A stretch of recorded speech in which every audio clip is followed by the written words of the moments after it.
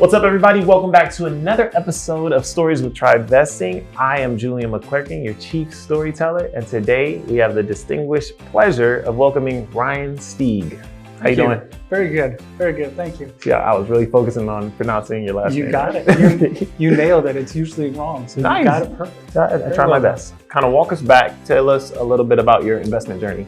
My wife and I used to live in Phoenix and probably bought our house the day the market peaked in Phoenix. Wow. So we were accidental landlords at the time and had already determined that we were going to move back to Billings a couple years later. Yeah. So when we did that, we held on to that house, had remote property management, and just kind of held on to it, hoping it would someday get back to the value that we had bought it at. Mm-hmm. So I'd always had an interest in real estate investing, but that was kind of the initial aspect of it. And it took several years before I thought we might need to do something a little bit more than that. Mm-hmm. So we started in 2016 going to turnkey real estate investing, which is just buying a rehabbed house that has a tenant in it, and did that for a couple of years in 2016. Mm-hmm. And I realized that wasn't scalable. Yeah. Even managing a property manager takes work. Yep. So in 2018, I got turned on to real estate investing through syndications. Mm-hmm. Later in that year, I went to a real estate meetup and I met a guy named Jim Pfeiffer. He's a cool dude. He's a cool dude. He's a cool dude. So Jim and I had conversations following that meeting. He was telling me about this idea of a deal called TribeVest. Mm-hmm. And it was a concept that was totally new to me.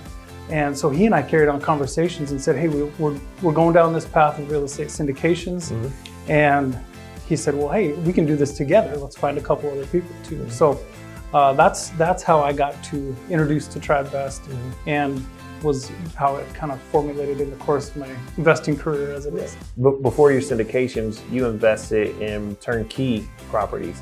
Isn't that kind of like a form of syndication a little bit? Can you kind of describe that? A little bit, but it's all direct ownership. Mm-hmm. So when I invest in a turnkey property, I'm buying the house on my own. I'm 100% the sole owner, but mm-hmm. It is someone else I'm still outsourcing the management and the labor and sourcing tenants. Mm-hmm. So syndication is also outsourcing all of the operation mm-hmm. to an operator, whereas turnkey is one single asset, but you're still outsourcing the property management and finding the tenant and rehabbing the property. It's really interesting that you got that experience though doing that, because I can only imagine it probably gave you more confidence going into syndications, having that under your belt already, because you probably came with a wealth of knowledge that you could help the GPs and the LPs with when it comes to real estate investments. Yeah, I think probably the biggest thing that it gave me is the comfort that it didn't have to be real estate that was in my backyard. Yeah. So really at that point, it's developing a trust in the operator. Are there any opportunities in Montana that you look at, or why don't you invest at home? I think that at home, the numbers don't make as much sense as they do in other markets. Mm-hmm. So being that I'm not going to be the professional operator, I'm an investor, I'm a passive investor. And so I'm putting my faith in someone else to do a better job than I can do of that. Mm-hmm. But also we're investing where the numbers make sense. Mm-hmm. And so for those two reasons, it doesn't have to be in my backyard. Can you give us a little bit of insight about your tribe or tribes that you have? Yeah, so I'm currently in 5 tribes right now. Mm-hmm. And they all have a different purpose. The tribe that Jim and I initially formed, it was just going to be him and I, and we were looking for who else wants to do this, who mm-hmm. else wants to invest. And then I started talking to family members about, hey, this is what I'm doing. And they didn't have any experience, but wanted to get invested in real estate syndication. So we were fortunate enough to align with some of my family members. And so that's the most active tribe that I have right now with Jim and 3 of my family members. I'm part of Left Field Investors. That's another connection that Jim and I have. So we have a founders tribe, a tribe of the 5 of us that founded Left Field Investors.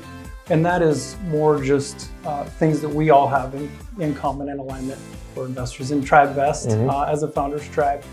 One of the other tribes is also part of LFI. That is a single asset investment. Mm-hmm. So that tribe formed with many groups from Left Field Investor members, and we invested in a single asset. And then there's one for those of us that are a little bit curious about crypto but have really no expertise in it. Yeah. And so it's a way to dabble and diversify without having to make a big expenditure or investment ourselves. So that's another one. And then there's another one that's more kind of on the fringes. It's a group of people who want to explore new asset classes, new operators, new territories and markets. And so those are the 5, and they all have their own unique purpose. Is there any one specific investment that you can kind of just break down a couple of the numbers in and say, well, we've actually done really well in this, or this one sucks? I'm sure the crypto one's probably not doing great.